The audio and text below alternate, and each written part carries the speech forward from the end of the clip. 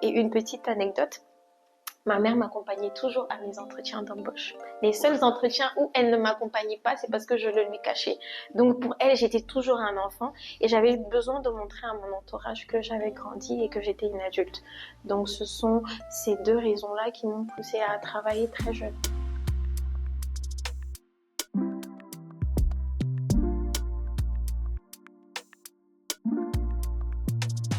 Bienvenue sur Finissant, le podcast qui explore les trajectoires de celles et ceux qui osent, bâtissent et inspirent. Aujourd'hui, nous avons le privilège de recevoir une dame très talentueuse, professionnellement appelée Ninja Multipotentiel. Elle est très jeune, à 28 ans. Elle totalise déjà 8 années d'expérience. Alors, dans ce podcast, nous allons voir comment elle a su commencer très jeune son parcours professionnel, explorer les défis qu'elle a eu à rencontrer le long de ce parcours, ainsi de suite voir comment elle a su s'imposer dans le milieu professionnel. Bienvenue, Exaucé. Bienvenue, Géry. Merci beaucoup. Comment te sens-tu? Ça va, je vais très bien. Je suis contente de participer à ce podcast. Nous sommes très contents aussi de te recevoir. Tu es très bien habillée, très élégante. Toi également. Merci. Alors, qu'est-ce que ça fait aujourd'hui de te retrouver avec nous sur ce plateau, sur cette chaîne, pour pouvoir nous partager ton expérience? Alors, je suis très honorée. J'ai regardé les différents podcasts que vous aviez fait sur YouTube et l'idée m'a tout de suite plu de partager en tout cas le parcours des entrepreneurs, le parcours des jeunes, afin de sensibiliser également peut-être des gens autour de nous qui passent par des situations. Et donc, j'ai tout de suite adhéré à l'idée qui est vraiment très, très, très encourageante. Waouh, c'est très encourageant, les mots. Exaucé, ton parcours scolaire n'a pas commencé avec un coup de cœur. Peux-tu nous raconter comment tu as commencé? Tu es passé par une licence en comptabilité, déjà qui n'était pas ton domaine de prédilection, qui n'était pas le domaine qui t'attirait. Alors, il faut savoir que moi, je viens d'une série littéraire. Et donc, pendant mes années d'ici, je n'avais jamais fait de la comptabilité. Et lorsque j'ai obtenu mon baccalauréat, toute excitée et toute contente, j'ai dit à ma mère que je voulais faire du management d'entreprise. Alors, ma mère n'a pas du tout adhéré à cette idée-là. En fait, sa crainte, c'était qu'en tant que femme, je ne puisse pas m'imposer à des postes managériaux en entreprise. Il faut savoir que c'est quand même une réalité. Il est très difficile pour des femmes, en tout cas en Afrique, de vraiment s'imposer à des hauts postes en entreprise. Et donc, par rapport à cela, il m'a dit non, tu vas faire de la comptabilité et après ton cursus universitaire, tu seras facilement employable. Après, je comprends que pour les parents, c'est une crainte d'investir financièrement dans les études des enfants et qu'après, l'enfant peine à trouver du travail. C'est un investissement et derrière aussi, il faut un retour sur investissement. Et donc, par obéissance, j'ai écouté ma mère et j'ai commencé où j'ai fait le choix de faire une formation en comptabilité. C'était par obéissance. Et aujourd'hui, avec le recul, je me dis que c'est la grâce de Dieu. J'ai bien fait d'écouter ma mère parce que plus tard, on le verra. On le verra plus tard. Donc bon, je disais, c'est comme ça que je commence ma formation en comptabilité. Et ma mère, justement, elle a tout fait pour mettre tous les atouts de mon côté. Comme je te disais précédemment, je n'avais jamais fait de la comptabilité parce que je venais d'une série littéraire.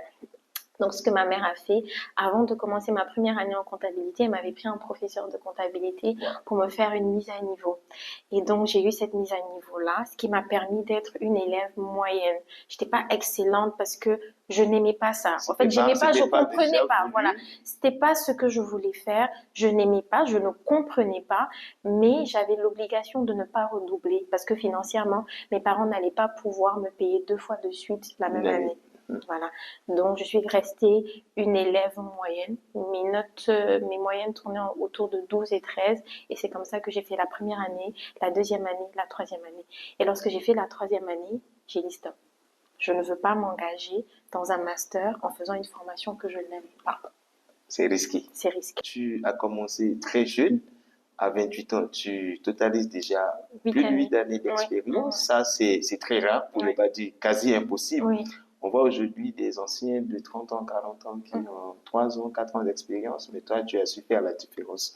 Alors, qu'est-ce qui t'a poussé à commencer aussi jeune? Est-ce que c'était un besoin, une curiosité ou quelque chose d'autre qui t'a dit, ben, exaucer, il faut commencer maintenant? Alors, il y a deux choses qui m'ont poussée à travailler très tôt. C'est-à-dire, moi, je me souviens, j'ai eu ma licence, je pense que je devais avoir 20 ans, voire moins même. Et ce qui m'a poussée à travailler très tôt, c'était le fait que j'avais besoin de me découvrir.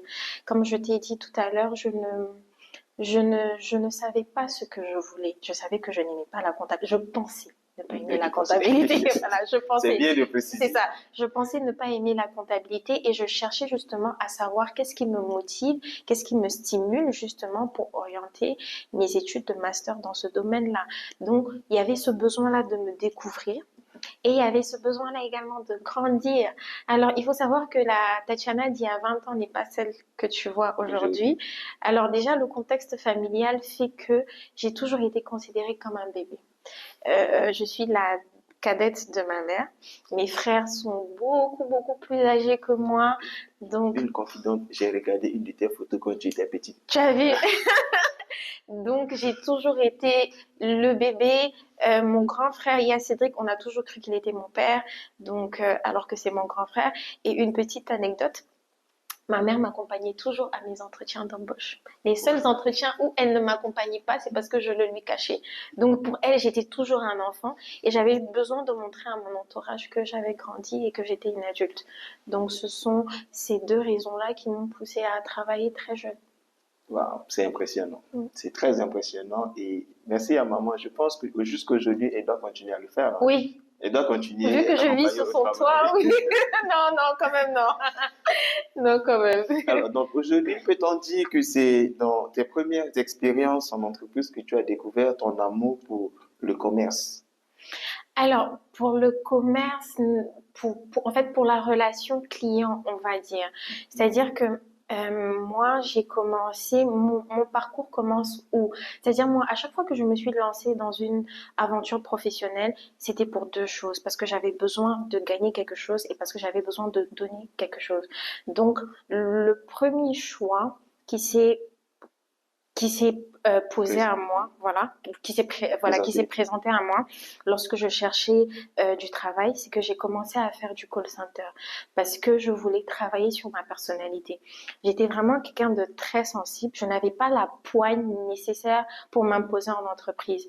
Les call centers aujourd'hui, avec les objectifs, avec la pression et avec le fait que tu rencontres une pléthore de personnalités, c'est-à-dire les clients, tu vas rencontrer un client qui est joyeux, tu vas rencontrer un client qui est mélancolique, tu vas rencontrer un client qui est colérique. Ça te permet aujourd'hui de pouvoir te préparer à être face à différentes personnalités et surtout avoir aussi une personnalité et toi-même aussi avoir une personnalité dans le sens où avec la pression des objectifs moi, par exemple, le fait de travailler dans les call centers, ça m'a vraiment permis de forger ma personnalité. J'étais vraiment quelqu'un de très sensible, je pleurais très vite et je n'arrivais pas à résister au stress. Voilà, je n'arrivais pas à résister au stress. Et donc, j'ai décidé de faire du call center pour justement forger ma personnalité. J'ai fait, je pense, 8 mois en call center et lorsque j'ai pu avoir ce que je voulais parce qu'au début, je t'ai dit qu'à chaque fois que je commence une expérience professionnelle, c'est pour gagner quelque chose ou donner quelque chose. Donc, lorsque je me suis rendu compte que j'avais atteint mon objectif, j'ai fait une introspection en me demandant est-ce que c'était un environnement où je voulais évoluer professionnellement et je me suis rendu compte que c'était non. Et donc, j'ai quitté. Et par la suite, j'ai rejoint un cabinet d'expertise en QHSE. Très jeune, hein, je pense que je devais même pas avoir 21 ans. Et lorsque je suis recrutée dans ce cabinet-là, je suis recrutée en tant que coordinatrice d'activité. Donc, je devais piloter toutes les activités de ce cabinet-là. Et moi aussi, la grâce que j'ai eue, parce que c'est vraiment une grâce, c'est que partout où j'ai travaillé, j'ai eu des managers qui m'ont fait confiance, qui n'ont pas regardé à mon âge, qui n'ont pas regardé à mon CV, parce que je n'avais encore rien dans mon CV, mais ils m'ont confié vraiment des postes de responsabilité. Et ma première tâche, c'était de mettre en place un système de management. Et si tu te souviens, tout au début, je t'avais dit que lorsque j'ai eu mon bac, je voulais faire du management d'entreprise. C'est comme on le dit, le destin ne se trompe pas. Le destin. Et donc, je n'avais aucune expérience. C'est vrai que je me souviens, pendant mes années de licence en comptabilité, j'avais des modules en management, mais c'était vraiment superficiel, quoi. Et donc, elle m'avait remis un gros livre comme ça, que je devais étudier pour mettre en place le système de management de la structure. Et elle me permettait souvent de commencer à lire le livre pendant mes heures de travail. Et quand je rentrais, je continuais à lire le livre. À chaque fois aussi que j'avais des zones d'ombre, je l'interpellais. Et c'est comme ça que j'ai mis en place le système de management d'une boîte. Et ce qu'il faut signifier, c'est que le cabinet venait d'ouvrir. Waouh! Voilà. C'était sur un chantier vide. C'était ça. Voilà, c'était vraiment sur un chantier vide, vraiment vide. J'ai mis en place, j'ai peaufiné, j'ai supervisé les activités de la boîte et c'était vraiment un challenge pour moi. Et lorsque je l'ai réalisé, je me suis dit, waouh. Et c'est comme ça justement que je me suis dit, bah tiens, si tu le fais en entreprise, tu peux le faire pour ton propre business. Exact. Et aujourd'hui, on voit le fruit. Tu es devenu entrepreneur, tu as lancé ton restaurant, tu as forgé une étape. Et d'où vient cette idée? Qu'est-ce que tu voulais apporter au fait à travers ce projet de la création de ton restaurant? Et quels ont été les plus grands défis? Alors, il faut savoir qu'avant le restaurant, parce que l'épicerie existe toujours. Avant le restaurant, j'ai d'abord mis en place une épicerie. Comme je t'ai dit, j'ai eu une expérience professionnelle où j'ai eu à mettre en place un système de management et à gérer une activité. Et c'est justement grâce au bagage que j'ai acquis lors de cette expérience professionnelle-là. C'est ce bagage-là qui m'a permis aujourd'hui de me lancer dans l'entrepreneuriat. Il faut savoir que dans l'entrepreneuriat, je ne suis pas seule, je suis avec ma mère. Donc, ma mère, elle avait l'argent, elle avait la clientèle, elle avait le local. Moi, j'avais les idées et la stratégie. Ça forme une team, dream team. Ça forme une team. Donc, c'est comme ça qu'on crée le restaurant et que nos activités commencent. Donc, je n'étais pas seule, mais moi, en étant jeune, j'avais justement les idées et la stratégie qui pouvaient permettre justement à ma mère d'emmener l'entreprise à un autre niveau. C'est comme on le dit, seul on peut aller vite, mais ensemble, on va beaucoup plus loin. Et on peut imaginer que tout ceci, ça ne s'est pas fait de manière plus simple. Il y a des défis. Aujourd'hui, quels sont les plus grands défis que vous avez eus à traverser en faisant cette transition-là? Mon plus grand défi a été de convaincre ma mère. Ça a été mon plus grand défi. Il fallait la convaincre du fait que, écoute, tout ce que tu fais, c'est arriéré, il faudrait qu'on change.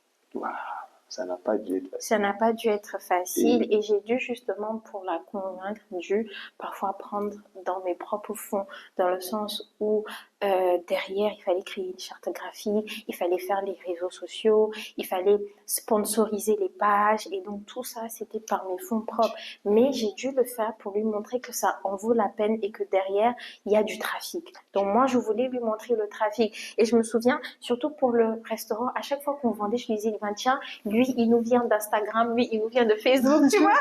Toujours, je lui disais. Et elle, au début, lorsqu'on a commencé, c'était vraiment très rentable. C'était vraiment, vraiment, vraiment très rentable. Et elle-même, au début, elle n'y croyait pas. Et pour le restaurant, 80% de notre clientèle venait d'Internet. Aujourd'hui, tu mènes de front de ta formation en master des études. Tu négliges pas aussi ton travail. Tu es engagé à l'église parce que tu sers aussi à l'église. Comment arrives-tu à gérer ton temps sans pour autant t'épuiser? Alors, comment j'arrive à gérer mon temps? Je me dis que c'est parce que je fais les choses avec passion. Alors, comme je t'ai dit, lorsque j'ai commencé vraiment mon parcours au tout début, je faisais de la comptabilité, mais sans aimer ce que je faisais. Alors, en travaillant par les différentes expériences professionnelles que j'ai eues, je me suis rendu compte justement qu'en pratiquant, que c'était vraiment passionnant. L'appétit vient en mangeant. L'appétit vient en mangeant. Et, et c'est pour ça qu'on dit vraiment le choix de Dieu est le meilleur dans le sens où après mon parcours en call center dans la relation client, après mon parcours en management d'entreprise, après mon parcours également avec ma mère, parce qu'avec ma mère également je gérais les finances des deux structures, je n'ai travaillé que dans des postes de comptabilité. C'est-à-dire, en tout cas, dans des postes où il y avait de l'argent en jeu. Donc, il fallait avoir des notions en Comptabilité que tu n'as pas comptabilité aimé là. que je n'ai Voilà pas ce aimé. qui est là. Voilà, c'est ça. Et justement, en travaillant dedans, je me suis rendu compte que c'était vraiment quelque chose de passionnant. Et aujourd'hui, parfois, je me retrouve à travailler très, très tard la nuit et je vois même pas le temps passer parce que j'aime ce que je fais.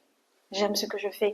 Et justement, en dehors de ça également, le fait d'entreprendre, j'aime ce que je fais. J'aime la relation client. J'aime rencontrer les gens. C'est-à-dire que très souvent, lorsqu'on me voit, on peut penser que je ne suis pas apprivoisable, que je suis quelqu'un de très renfermé et tout. Mais absolument pas. Moi, je suis quelqu'un qui aime le contact humain. C'est vraiment ça.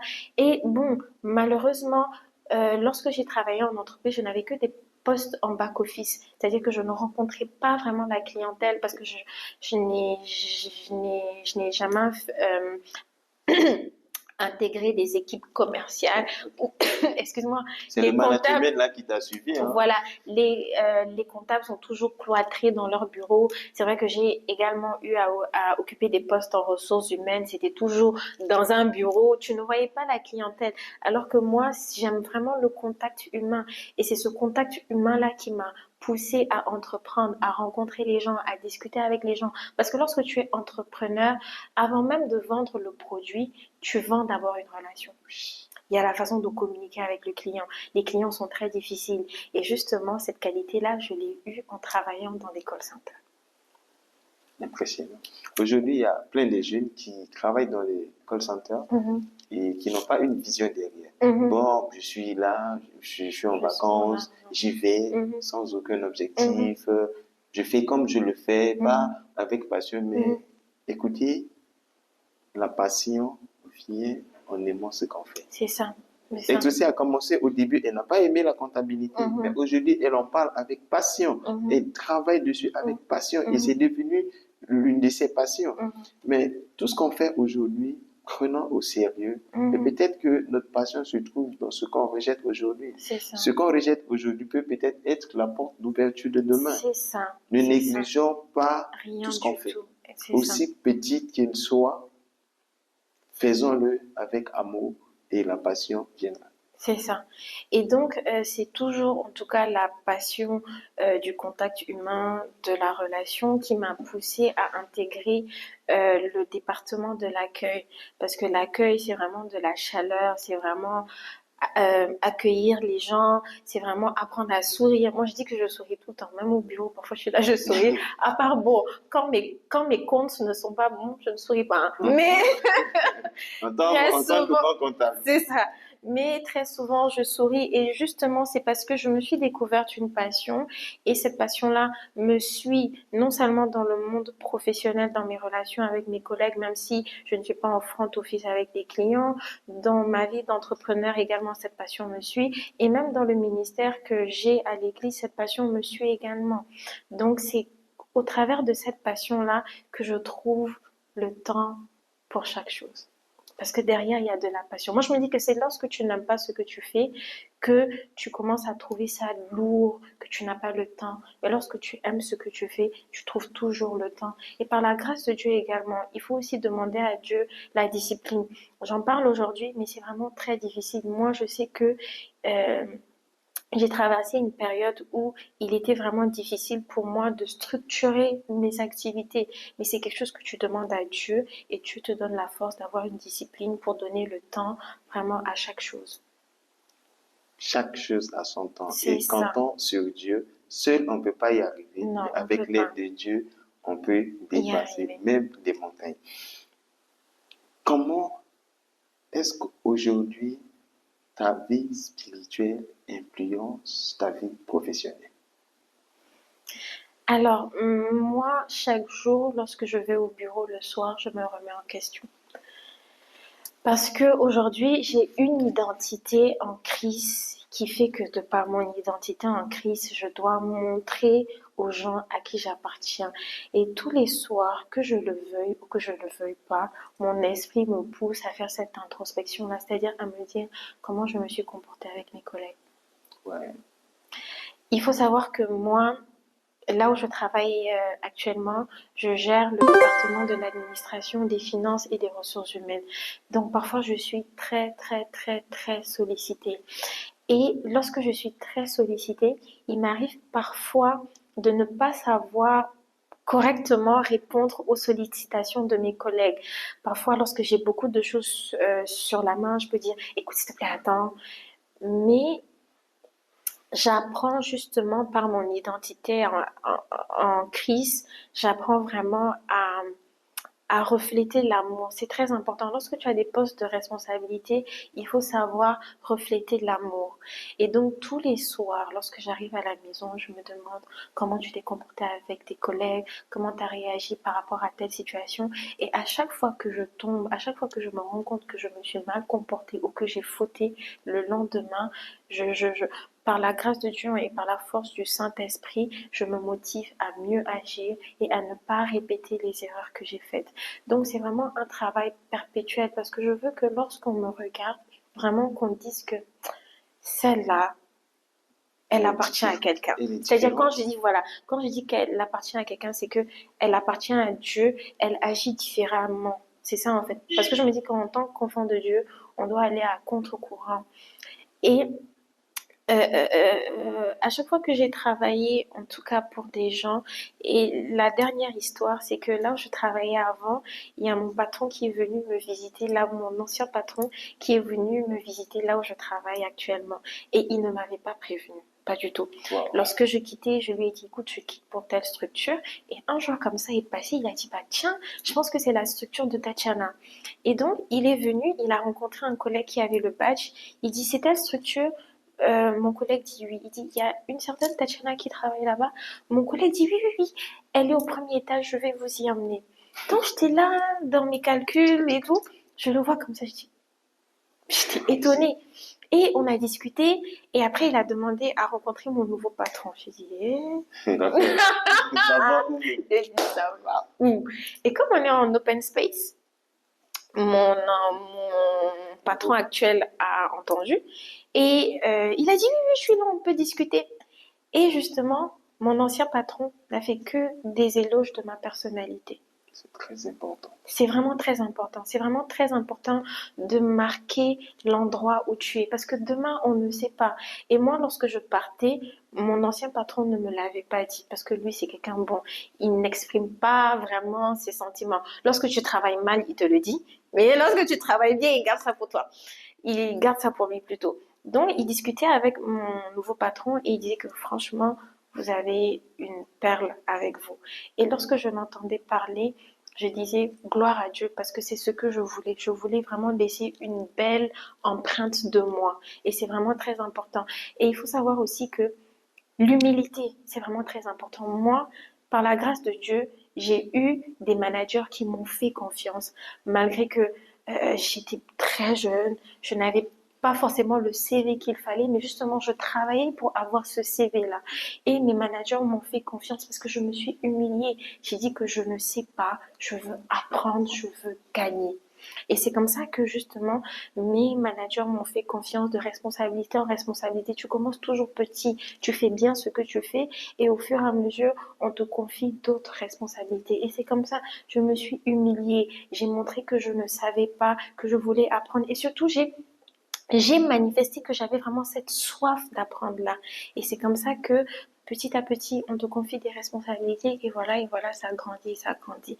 Donc vraiment, ma vie spirituelle, c'est vraiment de l'action. C'est-à-dire que chaque jour, je me remets en question et à chaque fois que je tombe, je dis Seigneur, demain, je veux mieux faire, je ne veux pas retomber dans les mêmes choses parce que justement, l'objectif pour moi, c'est de laisser ton empreinte, une belle empreinte, qu'on se dise que celle-là, vraiment, il y a un Dieu derrière et que ce Dieu-là est amour. Et moi, à chaque fois, je dis l'amour, l'amour, l'amour, l'amour. C'est vrai qu'on peut être dans un milieu professionnel où il y a différentes personnalités. Il y a des gens qui sont aimables, il y a des gens qui sont moins sympathiques et tout. Mais le but, c'est au moins d'avoir une bonne relation avec tout le monde. Tu peux avoir plus d'affinité avec certains collègues que d'autres, mais vraiment faire tout pour être bien avec tout le monde, c'est pas évident parce que nous-mêmes aujourd'hui, on se bat avec notre chair. Parfois même, nous sommes la personne qui n'est pas aimable, mais au moins on a ce Saint-Esprit-là qui, à chaque fois qu'on ne se comporte pas bien, qui nous interpelle. Et moi, franchement, je vis et je travaille pour manifester de l'amour, l'amour de Christ. Ça, c'est mon objectif. C'est très, très capital. Apprenons avec humilité. C'est ça. Il y a un auteur qui l'a dit, qui dit je sais n'a pas tort. Qui dit je ne sais pas n'a pas tort. Mais attends, c'est lui qui dit je sais alors qu'il ne sait rien. Si tu étais dans cette posture de bon, je ne sais pas mais je ne vais pas dire, sinon après ça, il y a l'orgueil qui se crée. Et quand l'orgueil est là, ben, tu n'apprends plus parce que tu ne sais pas faire. Et tu ne veux pas apprendre. Et tu veux pas l'orgueil apprendre, prend place. c'est ça. C'est capital, il faut vraiment apprendre avec humilité. Et il y a une chose très importante. Elle a quitté une entreprise avec toute honnêteté et vérité, avec le responsable, avec son patron. Mais aujourd'hui, nous jeunes, on est tellement orgueilleux, médisants, focus sur l'argent, à tel point que même pour démissionner dignement d'une entreprise, ça devient un problème. Ça devient un problème. Si je veux partir, soit je gaspille tout et puis je pars, ou bien je fais en fait la pagaille. C'est l'erreur que beaucoup de gens font. Il faut bien partir parce qu'on ne sait pas de quoi est fait demain. Demain, peut-être que j'aurai des difficultés et que je vais chercher à retourner auprès de mon ancien employeur. Mais si j'ai gâté. Les recommandations sont très importantes. Très, très, très importantes. Mieux vaut perdre de l'argent que de perdre ta réputation dans une entreprise. Quel qu'en soit le prix à payer, et Exaucé l'a mentionné. Faites tout. Tout le monde ne peut pas être parfait, y compris toi. Tu ne peux pas. Mais fais tout pour être en bon terme avec tout le monde. Tu ne peux pas être ami avec tout le monde, mais il ne faudrait pas être ennemi de tout le monde. C'est ça. Aujourd'hui, côté famille, beaucoup de jeunes femmes ont peur que leur ambition soit un frein à l'amour, soit un frein, soit à la maternité. Bon, parce que je travaille trop, donc est-ce qu'il y a des questions qui se posent, toi, des interrogations? Quelle est ton appréhension? Quelle est ton appréhension par rapport déjà au côté famille? D'accord. Déjà, je vais dire que c'est la même chose que dans la vie professionnelle. Il faut avoir un objectif et un plan.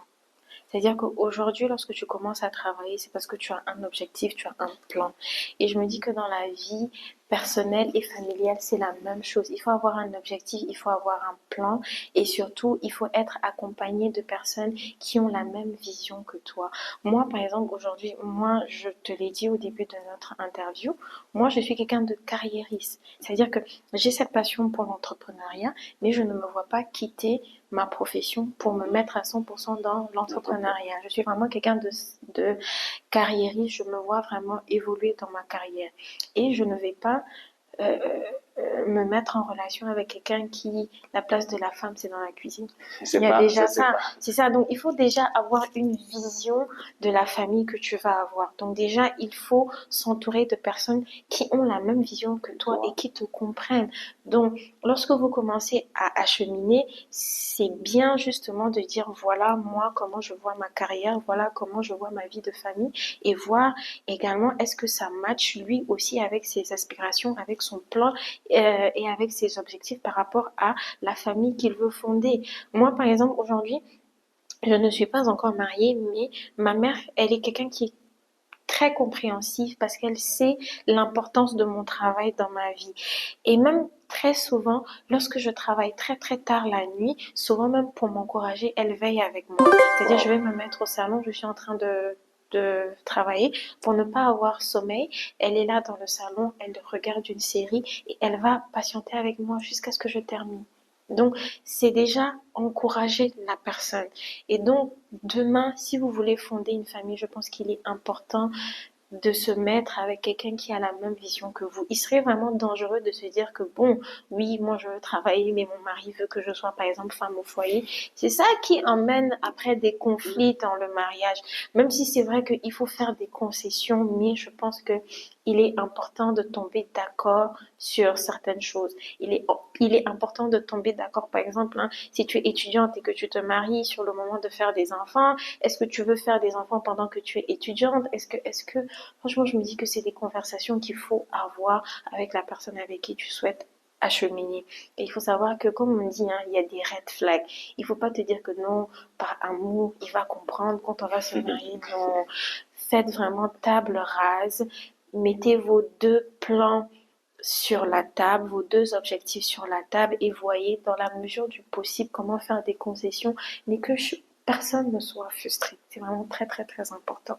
Et moi, demain, si je dois m'engager dans une relation, je choisirai vraiment quelqu'un qui m'encourage en tout cas dans mes désirs professionnels, vraiment dans ce que je fais, qui ne soit pas un frein déjà, c'est très important qu'il ne soit pas un frein, parce qu'aujourd'hui, ce qui se passe, hein, et hier, j'étais dans un forum, et il y a beaucoup de femmes qui expliquaient que très souvent, ce sont leurs maris qui étouffent leurs rêves. Et j'étais vraiment choquée parce que les femmes témoignaient, elles disaient que moi, c'est mon mari qui a étouffé mes rêves. Au lieu que ce soit un collègue homme qui est jaloux de toi, qui étouffe tes rêves, c'est la personne qui est censée t'aimer, qui étouffe tes rêves. Et moi, je me dis que c'est parce que derrière, il y a quelque chose qu'on a laissé passer qui ne devait pas passer. C'est tout à fait normal. La communication, elle est très importante. Et la place de la femme n'est pas seulement au foyer. C'est ça. Non, du tout. Un conseil de cœur que tu pourrais donner à une personne. Alors, le conseil de cœur que j'aimerais donner, parce que je suis déjà une femme, c'est vraiment un conseil que j'aimerais donner aux femmes chrétiennes. C'est-à-dire que moi, vraiment, dans mon parcours, il y a vraiment la grâce de Dieu, oui. Il y a, il y a, il y a vraiment eu la grâce de Dieu parce que lorsque je fais une introspection, je n'aurais jamais pensé traverser tout ça. Et j'ai traversé tout ça justement parce que derrière, il y avait Dieu qui m'épaulait, mais aussi il faut éviter de trier les opportunités professionnelles. C'est-à-dire qu'aujourd'hui, lorsque tu te lances dans une nouvelle aventure professionnelle, effectivement, tu dois avoir une vision, tu dois avoir un plan. Mais je pense que ce que beaucoup de jeunes commettent comme erreur, c'est de trier. Moi, je peux pas faire ça. Moi, je peux pas faire ceci. Je peux pas faire les call center, je ne peux pas être vendeuse, je ne peux pas. Moi, j'ai été vendeuse, hein, pour ma mère. J'étais au niveau du comptoir et je vendais. Donc, je n'ai pas trié les opportunités professionnelles. J'ai répondu à toutes les opportunités qui s'offraient à moi, mais j'avais la vision, je savais où est-ce que je voulais partir. Et c'est justement le fait d'avoir travaillé dans des domaines différents, à des postes différents, c'est ce qui fait qu'aujourd'hui, j'ai ce bagage-là qui me permet d'être polyvalente. Et je me dis que dans le monde du travail, c'est ce qu'on recherche avant tout, c'est vraiment la polyvalence, de ne pas tout simplement se mettre dans une seule case. Il faut être polyvalent. Il faut, en tant que, par exemple, je donne un exemple, en tant que comptable, nous aujourd'hui, moi qui travaille dans les finances, j'utilise beaucoup les fichiers Excel. Mais pour ça, il faudrait quand même savoir manier un ordinateur, voilà, des trucs comme ça. Il faudrait connaître des formules et tout. Et en dehors de ça également, je fais de la relation client parce que je suis le reflet B2B de l'entreprise. C'est moi aujourd'hui qui représente l'entreprise à la banque, c'est moi qui représente l'entreprise avec les partenaires financiers. Donc, je fais toujours de la relation client. Et ça, c'est parce que justement, j'ai cette polyvalence-là. Donc, il ne faut pas trier les opportunités professionnelles. Tout ce que Dieu met devant toi, vas-y, aie une vision. C'est pas parce que tu fais quelque chose que ça veut forcément dire que tu vas faire ça toute ta vie. Sois là pour un temps, prends ce que tu as à prendre et ensuite, au fur et à mesure, Dieu fera grâce, tu feras autre chose. On sait que ce parcours n'a pas dû être facile parce que tu es passé par plusieurs chemins, par plusieurs domaines, dans plusieurs entreprises. Quel est ce moment où tu as failli abandonner? Ce moment de doute où tu dis est-ce que j'y arriverai? Ce moment où tu dis c'est pas la peine, j'abandonne. Ce moment où tu te dis est-ce que c'est vraiment ça? Est-ce que je suis sur le droit chemin? Quel est ce moment qui t'a fait douter de toi-même? Alors, pour le doute, en tout cas, je me remets en question tout le temps, mais je pense que j'ai quand même traversé une période assez difficile parce que à un certain moment, j'ai dû quitter là où je travaillais parce que j'avais certaines difficultés. Et donc, lorsque j'ai quitté, c'est là où j'ai mis en place l'épicerie avec ma mère. Ma mère a fait son registre de commerce, c'est devenu une entreprise et elle m'a employée. Et donc, comme je t'ai dit, moi, je n'ai jamais voulu faire que de l'entrepreneuriat. J'avais vraiment une vision de carrière et je pense que je suis restée 2 ans à travailler pour ma mère et ce n'était pas la vision que j'avais. Et pendant ce temps, je passais mon temps à postuler, je passais mon temps à répondre à des offres, mais je ne trouvais pas d'emploi. Et je me souviens même que, et ça j'en parle très rarement, je suis passée même par une période de dépression. Waouh! C'est ça. Et on se dit que la dépression, c'est chez les Blancs, mais nous également, en tant qu'Africains, on peut vivre également la dépression. Donc, je suis passée par une période de dépression parce que je ne comprenais pas. Après, comme je t'ai dit, moi, je n'ai jamais trié les opportunités professionnelles. C'est-à-dire que je répondais à tout ce qui s'offrait à moi, mais le but, en tout cas, l'objectif pour moi, c'était toujours d'avoir une vision claire de où est-ce que je veux aller et où est-ce que je souhaite que ça m'emmène. Mais même les petits boulots, je ne trouvais pas. Et donc, je pense que c'est vraiment cette période qui a été difficile pour moi. Je me suis remise en question. J'ai demandé Dieu, est-ce que j'aurai cette grâce-là de travailler de nouveau? Et vraiment, ça a été vraiment très difficile. Mais je me suis vraiment appuyée sur le Seigneur. Et malgré le fait que je ne voulais pas juste travailler pour ma mère, je continuais toujours à faire ce que je faisais avec ma mère bien. Parce que quoi qu'on dise, c'est une entreprise familiale. Donc, je ne peux pas la faire couler parce que bon, j'ai j'ai mes moods. Voilà, comme on dit. Mais ça a vraiment été l'une des périodes difficiles pour moi. Et l'autre période difficile pour moi, c'est quand j'ai commencé à occuper des postes de responsabilité. La difficulté pour moi, ça a été qu'on me prenne au sérieux. Parce que physiquement, déjà, lorsqu'on me voit, Pire encore, lorsque tu es jeune. C'est ça, lorsque tu es jeune et moi je suis courte de taille, déjà rien qu'avec ma voix. Je me souviens, j'ai une anecdote, je me souviens un jour, je faisais du phoning justement pour faire le recouvrement de créances. Donc j'appelais des clients pour lui dire oui, bonjour monsieur, on a vu votre compte client et votre compte présente un solde débiteur de temps et tout. Et donc, je lui explique les factures qui n'ont pas été payées et tout. On discute. Il me dit, ok, il n'y a pas de problème, je vais passer. Et au téléphone, j'avais vraiment l'air convaincante. J'avais une voix de femme mature. Lorsqu'il est passé au bureau et qu'il m'a vu, il m'a dit, ah, c'est toi la petite là qui me demande l'argent. Donc, c'est déjà un blocage. C'est difficile qu'on te prenne au sérieux lorsqu'on voit que tu es jeune. Parfois même, il t'arrive d'avoir sous ta responsabilité des personnes qui sont beaucoup plus âgées que toi. Et justement, ça, c'est vraiment un travail. Comment travailler avec des personnes qui sont beaucoup plus âgées que toi pendant que toi, tu es leur responsable hiérarchique. Donc, c'est aussi une difficulté. Et surtout lorsque tu es une femme. Parce que aussi, on va pas se mentir, en Afrique, il y a le patriarcat qui fait que l'homme, c'est l'homme. Et souvent même le patriarcat nous suit en entreprise alors que ça ne devrait pas nous suivre. Donc parfois toi tu es la responsable de quelqu'un, c'est un homme et qui de plus est beaucoup plus âgé que toi. Venir lui donner des directives, ça devient compliqué. Donc il faut avoir le tact et quand même au début ça a vraiment été difficile parce que comme je t'ai dit, lorsque j'ai commencé à travailler, c'était aussi pour grandir. Et lorsque tu vas en entreprise et que par rapport à ton physique et surtout par rapport à ton âge, parce qu'en entreprise, les informations vont très vite, on sait qui a quel âge et autres. Par rapport à ton âge, on dit cette petite-là. Alors que cette petite-là, derrière, elle en a dans la tête. Elle est petite, là, mais dans la tête, là, elle n'est pas petite. C'est ça. Donc, ce sont vraiment la première histoire que je t'ai racontée par rapport au fait que j'étais restée quand même 2 ans sans trouver du travail. Ça a vraiment été une épreuve pour moi. Et le défi, c'est vraiment pas de m'imposer. En fait, je vais pas dire de m'imposer. Le défi actuel, c'est vraiment de légitimer mon poste et mes responsabilités. Un mot de fin à ceux qui nous suivent, voilà, quelqu'un qui hésite encore, ton impression par rapport à ce qu'on a fait, tu es libre.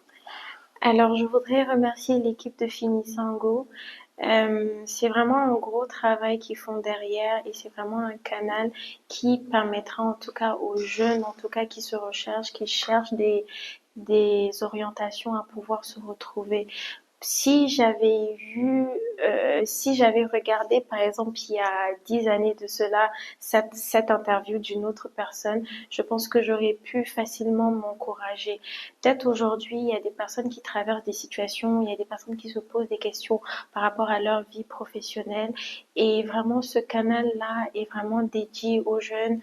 Regardez les épisodes, il y a des informations très importantes qui sont partagées, il y a des parcours qui sont expliqués. Et je sais qu'au travers du parcours d'une personne, beaucoup de personnes peuvent se retrouver. Et justement, l'objectif de ce podcast-là, c'est vraiment de vous encourager, de vous faire comprendre qu'il y a des personnes qui ont traversé les mêmes situations que vous et ces personnes-là ont pu s'en sortir. Et avant qu'on ne tourne vraiment cet épisode-là, j'ai eu le temps de discuter avec des équipes et c'est vraiment des personnes passionnées qui sont derrière ce podcast-là. Et justement, la vision qu'ils ont par rapport à ce podcast-là, c'est vraiment de partager des parcours aux gens afin que les personnes qui écoutent les podcasts soient vraiment inspirées et puissent vraiment avoir une orientation par rapport à leur vie. Donc vraiment, merci Jerry, j'ai été ravie, j'ai été à l'aise surtout et j'ai vraiment été ravie de partager ces moments-là avec toi et j'espère que par la grâce de Dieu, ces quelques minutes que nous avons filmées édifieront beaucoup. On ne va pas quitter quand même pour laisser l'opportunité. Peut-être qu'il y a des gens qui aimeraient bien goûter le plat. Partage-nous les réseaux sociaux et comme ça, au travers de cette vidéo, les gens viendront commander. Est-ce qu'on a besoin d'eux pour soutenir l'activité? Absolument. Merci beaucoup, en tout cas, de ce que tu m'accordes. Alors, l'épicerie s'appelle Mokana. L'épicerie est située à Liberté 6, derrière la pharmacie Leclerc. Nous commercialisons toutes les denrées alimentaires qui proviennent de l'Afrique centrale. Le sakasaka, le manioc, l'oseille, la pâte d'arachide, le foufou, en tout cas toutes les denrées qui viennent de l'Afrique centrale sont disponibles chez nous et vous pouvez commander au 76 818 95 41. Et pour le restaurant, ça s'appelle Pili Pili. Pili Pili, dans ma langue, ça signifie piment. Donc, tous les réseaux sous le nom de Pili Pili. Et donc, vous y trouverez les menus. Et les menus sont disponibles du samedi au dimanche, les week-ends uniquement. Voilà. Le même numéro pour le restaurant Pili également. Pili. Et le Wolof dit Kani. Kani, voilà, c'est ça, Kani. Donc, n'hésitons pas, il y a de quoi à goûter, à être fier parce que imaginez une maman qui a une expérience de N années dans la cuisine. Donc, je ne vous raconte pas, allez goûter et vous reviendrez pour nous dire. Alors, Exaucé, merci pour ce moment riche en humain, vrai parce que tu es authentique, tu n'as pas hésité à partager tes hauts et tes bas. Tu nous montres à tel point qu'on peut commencer petit et finir fort. On sait qu'aujourd'hui, tu n'as pas encore fini. L'objectif, la mission continue.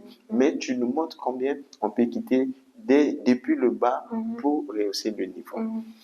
Avec quoi? La foi, la discipline et le travail. Croire en soi, croire en ses qualités, en son potentiel, servir, aimer et recommencer. Même si ça ne marche pas aujourd'hui, qu'il y ait ce courage de toujours recommencer parce que le succès se trouve au bout de l'effort. C'est ça. À chaque chute, on relève. Et il y a un auteur qui dit la différence qu'il y a entre les gagnants et les perdants, c'est juste parce que un gagnant, c'est un perdant qui n'arrête pas de réessayer. À chaque fois qu'il perd, il réessaye. Mais tant que tu ne réessayes pas, tu es perdant déclaré. Ça, c'est oui, mais à chaque fois que tu perds, tu recommences, ça fait de toi un gagnant parce que tu n'as pas de limite.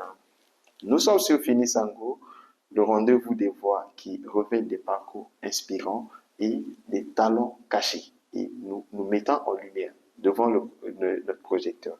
Nous sommes aussi présents sur les réseaux, à savoir Facebook, TikTok, Instagram sous le nom de Finisango officiel. Et l'intégralité de cette vidéo se trouve sur notre chaîne YouTube, donc n'hésitez pas de savourer. Il y a encore plein d'autres histoires très passionnantes, inspirantes qui s'y trouvent, et je pense qu'Exaucé l'a mentionné. Si vous avez de quoi à nous partager et que vous ne voulez pas le faire via nos réseaux, n'hésitez pas à visiter notre site web finisango.com. Nous serons ravis de prendre votre avis en compte et pourquoi pas vous recevoir pour notre prochain invité. Nous sommes arrivés à la fin et nous te disons encore merci de rester avec nous jusqu'à la fin. Et à toi, Exaucé, encore une fois de plus, merci. Merci à vous, vraiment merci Jerry d'avoir pensé à moi. Je suis heureuse. Vraiment. Allez, à très bientôt. À très bientôt sur Finisango. Finisango, c'est bien plus qu'un podcast. C'est une communauté, un espace où chaque voix compte, où chaque histoire inspire, où chaque pas vers l'avenir a de l'importance. Alors, êtes-vous prêt à écrire votre propre légende ?